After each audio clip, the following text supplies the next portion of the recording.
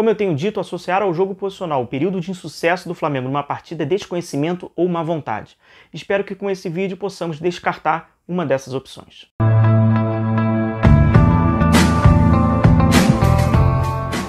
Fala pessoal, tudo bem? Sejam bem-vindos, eu sou o William Godoy. Vamos falar sobre esse jogo posicional e como o Flamengo está inserido neste jogo. Vamos falar alguns aspectos, algumas teorias desse jogo. Inclusive eu vou excluir algumas terminologias conceituais, científicas do jogo posicional para que a gente fique um pouco mais familiarizado, para que todos possam entender, e esse é o básico da comunicação. Peço para você deixar o seu like, a sua curtida no vídeo, se inscrever no canal para você que está tendo o primeiro acesso por intermédio deste vídeo. Aperta o botãozinho vermelho de se inscrever, se você será muito bem-vindo. Conto com a força e com o apoio de vocês. Bom, vamos falar sobre esse jogo posicional e trazer vários aspectos que estão inseridos neles, conceituais, de estrutura do jogo. Como vocês podem observar, isto aqui é uma demarcação do que o Pep Guardiola fez no Bayern de Munique, que é trazer em várias zonas, que na Espanha se fala como sítio, que são vários locais do campo com o qual um jogador deve estar posicionado. E quando a gente fala que um jogador deve estar posicionado, a gente já pode trazer até pela forma literária e que a tradução pode ter esbarrado e isso está dificultando a interpretação de algumas pessoas. Trazendo como um aspecto literário, o jogo de posição ou o jogo posicional na Espanha se fala juego de posición. E isso talvez esteja atrapalhando um pouco a nossa interpretação do que é realmente esse jogo posicional. Um sinônimo do que se fala na Espanha, que eu já trouxe aqui no canal também, é sobre o juego de ubicación, que é localização. A tradução é localização. E talvez se a gente pensar como um jogo de localização, possamos ter outras ideias do que realmente é esse jogo. E são várias localizações no campo que os jogadores devem estar inseridos e através dele a equipe vai ganhando superioridade, vai avançando por fases para chegar no último terço. E quando chega no último terço, como vocês observam na imagem, esse período mais escuro do campo, aí o jogador tem a liberdade criativa. Não há conceito de jogo, ou não deveria de ter conceito de jogo que tenha que direcionar, que tenha que ordenar o que um jogador deve fazer nessa faixa, porque ali é o período de maior humanização de um jogo de futebol. O jogador faz aquilo que ele bem entende. Cruza para a área, passa em profundidade, finalização, dribla. Neste último terço, em aspas, um treinador não tem controle sobre as ações de um jogador de futebol. Partindo do princípio que o jogo posicional, o jogador não vai até a bola, mas a bola vai até o jogador, e com isso ele tem que gerar, criar espaços para atacar esse espaço, sobretudo com superioridade de movimentação. Nenhum jogador fica fincado no seu posicionamento, ele pode ter um deslocamento equilibrado, vou trazer mais à frente, que não descaracterize o que é a evolução do seu time em bloco. O bloco tem que estar sempre junto.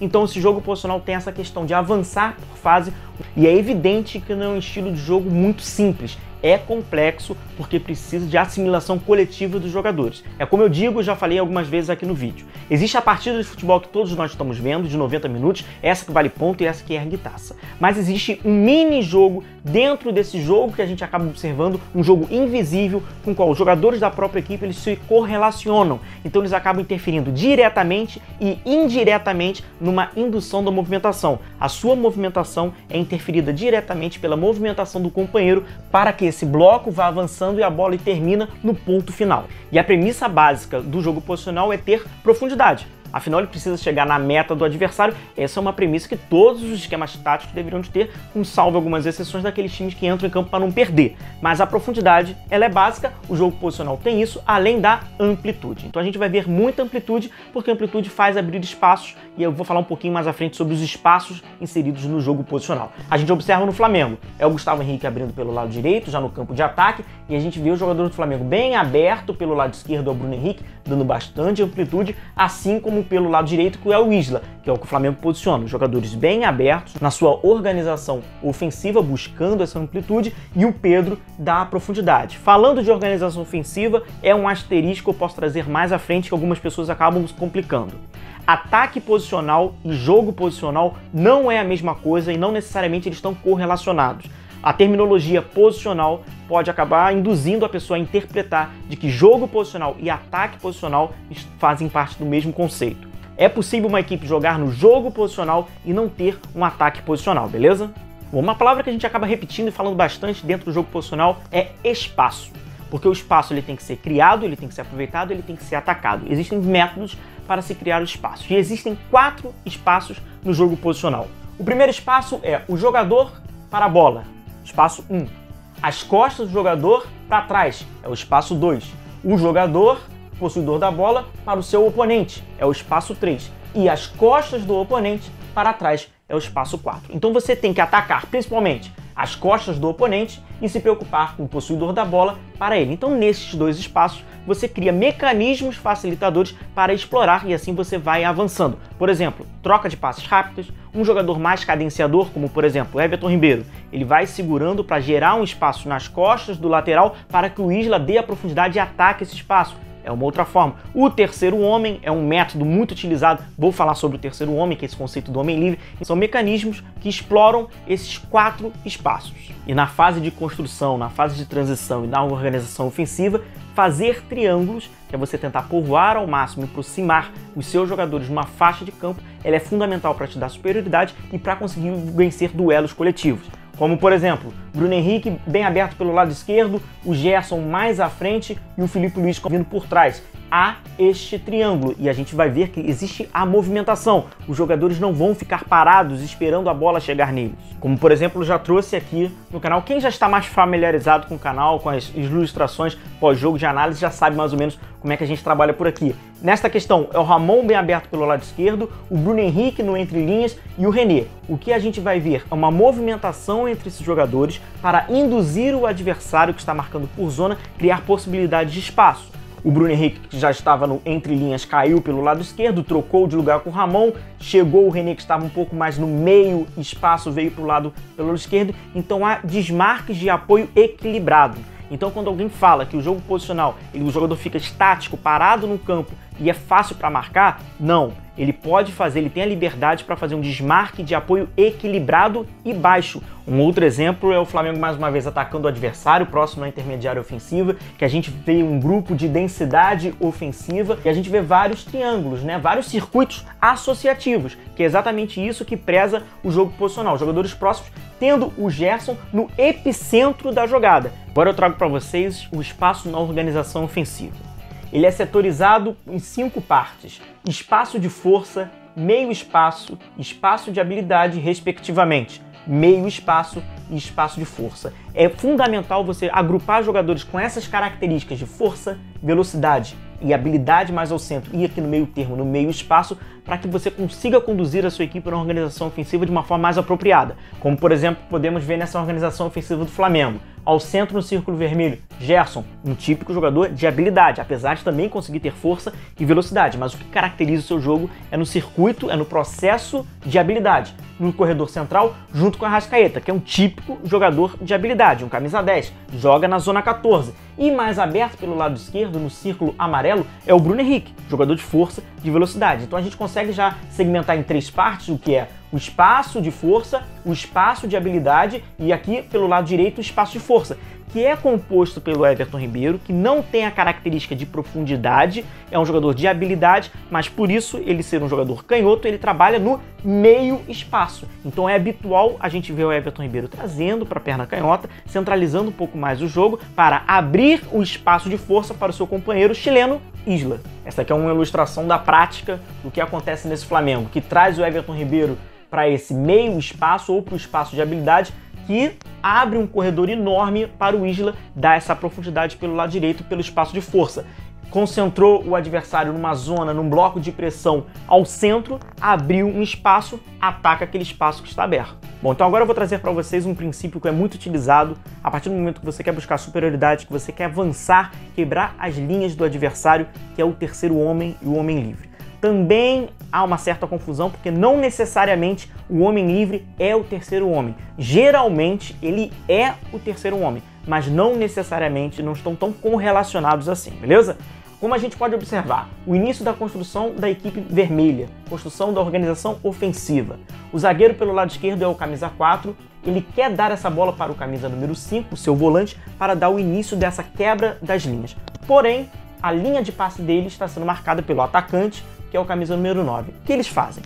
Eles utilizam o camisa 8, que também está sendo marcado, mas ele está com uma orientação corporal que o permite dar de primeira para o camisa 5 e ele acaba sendo notabilizado como o terceiro homem.